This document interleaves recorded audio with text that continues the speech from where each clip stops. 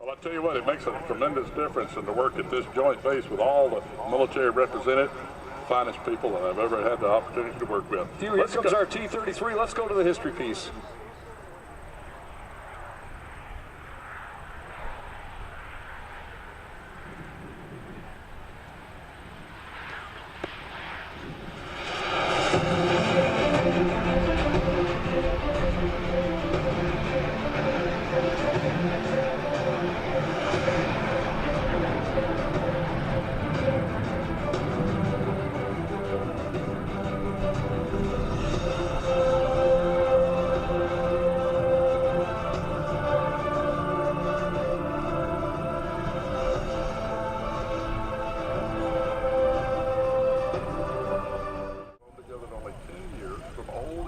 packing crates. The entire machine shop was purchased and tools needed to build Bouleville would not be taken away from Lockheed's assembly of the current wartime production. 123 men and 23 engineers, and still I was talking about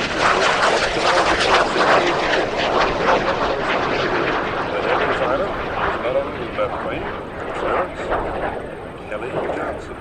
And on January 8, 1947, just 203 days after the contract was signed, the XP-80 lifted off the dry lake bed and Milo Buchanan as the control. General Electric proposed that Lockheed use their refined little engine called the I-40. But due to the larger size, Lockheed would have to build an almost entirely new airframe. Lockheed built the new airframe for the XP-80.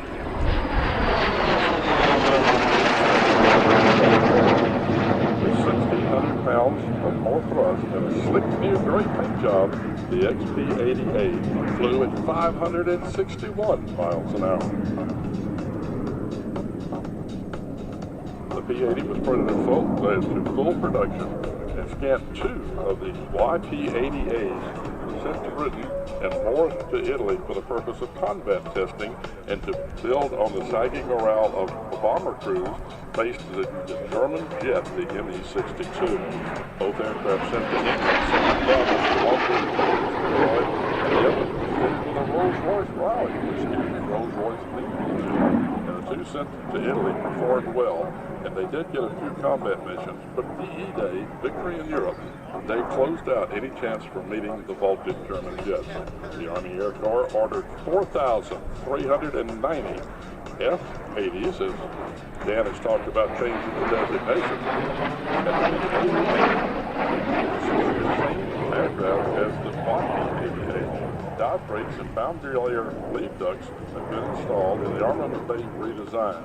The GE-I-40 was now designated the J-33 and replaced by the Allison-built J-33-911. Later, F-80As, A-5-5, and were flown with the J-33-17. And the TF-80C, the training version that became the T-33 we see flying today, was soon into production. Finally, in January of 1948, the cost-conscious Air Force awarded a contract for 20 TF-80C cadet trainers and a designation that was later changed to the T-33, the original trainer version of the F-80B fuselage with a 26-inch section added forward and 12-inch section added forward in the rear fuselage to balance its stability. To the T-33 was the addition of the Fletcher-type wing checks of almost 6,000 T-33s built, including 649 for the Navy and 1,058 for the foreign air forces. Canada Air built 656 Mark IIIs under license, and Kawasaki built 210. In the area northwest of the Korea, later known as Big Alley. Several days prior to that fateful day, MiG-15 jets had encountered U.S. Air Force F-51Bs on patrol near the Yalu River. On the afternoon of 8 November, Lieutenant Russell Brown, piloting his Shooting Star with the 16th Fighter Squadron, outmaneuvered 2 attacking MiG-15s. Tacked onto the tail of the first one, He poured 50 caliber machine guns into him until the MiG exploded. This was the first of 827 MiGs that we shot down in Korea, and the first jet-to-jet victory ever. The units in Korea also used the TF-80C, T-33, and the RF-80. The TFCs and the T-33s were used for photo recon and pilot familiarization flights. You can check a lot of this out on YouTube videos. And if we got anybody in the audience that worked on these aircraft when they were based here at Selfridge, we want them to share that on social media with hashtag Selfridge100 and also liveairshowtv.com. Also, I want to make sure that we shout out as we're getting ready to enter into the Korean War era. If you or a loved one served in the Korean War,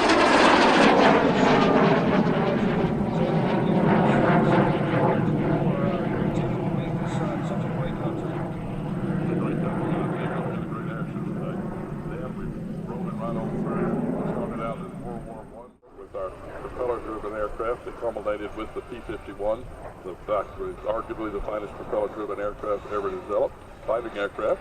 And here we've got the T-33 at Air Show Center as our pilot, Gregory Colyer, as they see our flights to his bases. Greg took his first flight at age 7 in the 172 out of the Sonoma, California airport. He's been hooked ever since. And Greg has been flying for almost 3 decades after earning his license in 1982. While serving in the United States Army from 1982 and 1987. We have to send you downtown. After leaving the service, he served 27 years for the FAA, keeping the skies safe as an air traffic controller at the Oakland Air Traffic Control Facility. From 1988 to 2015, his passion for the cockpit has never left him, and he continued to fly as a hobby and occasionally an air show, flying a Beech T-34 Mentor until he imported one of the first importers of the Russian L-29 Delphin jet in 2003. 33 Shooting Star and holds a level 1 aerobatic level competence and fast guard for leading formation on his wallet. Greg stays in shape for high performance flying by cycling with the Cliff Bar team and occasionally runs in a Ironman triathlon. Greg would like to thank the KO Websites Incorporated, Odyssey Batteries, and Airtronics for their support in keeping this historic airplane flying. And here comes Greg by now in a steady pass. Low speed pass from the right. This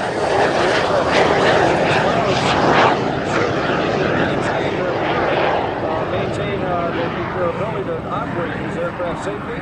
They stay hydrated as this sun is really beating down on us here today on this beautiful air show Sunday afternoon. Want to make sure you stay hydrated. Go over to one of our veteran tents and make sure that you're able to get a soft drink or get a water over there. If you see a person wearing a military uniform of any kind, please approach that person and let them know about the military or about the medical emergency that you may have. We have a number of support. 127th Wing Fire Department is coordinating all that, doing a great job. 127th Security Forces are out here. They're the folks that are wearing the flak vest in this warm weather. They're the ones making sure that we're all safe, with a lot of great support from our local law enforcement community. Michigan State Police, Macomb County Sheriff, a number of local police agencies. So just want to give a shout out to all the people who are working hard today. And Dan, I tell you what, we've got the T-33 continuing to move forward. He's going to be setting up for his landing, and we talk a little bit about the aircraft. One of the things that, well, when Kelly Johnson built the airplane there at the Skunk Works, by the way, it was called the Skunk Works because it was right next to a slaughterhouse, and didn't smell too good.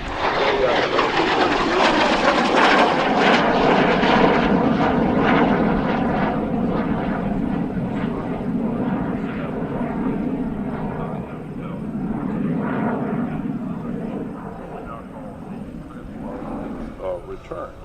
And it was not until Mr. Kelly Johnson's predecessor, or his attaché, excuse me, who took over the Skunk Works.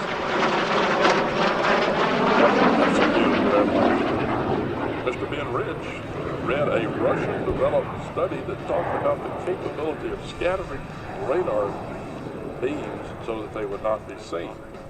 This was the germination of the stealth concept. Interesting how things flow in technology. All right, Greg's going around right now. He's going to be coming over our left shoulder for a high-speed photo pass. So make sure that you take a picture of this. Watch him on his landing as he'll be bringing the aircraft in. He's going to open the canopy once he's set down on the runway. Not to cool off because the airplane's got an air conditioner system.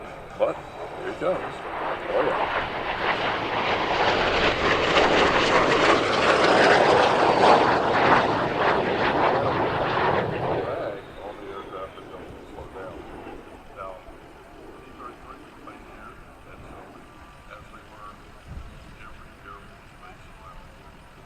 Time the T-33 was really ubiquitous around the Air Force. Every Air Force base would have at least a couple of them. There was a way for pilots to... All right, we're continuing to work our way up through the flight line as Greg Colyer is coming in, sitting down right on the rim. And if you're interested in opportunities in the United States Army, you've got a bunch of toys out there on the flight line you can go up, get up close and personal with, and talk with the recruiters who will be more than happy to get you into the military.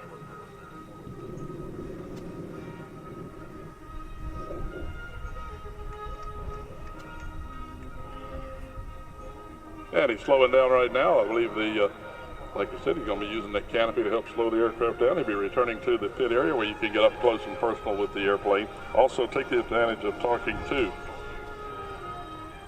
I'm talking with Greg as we're going to be looking for our next performer here in just a couple of minutes. Dan,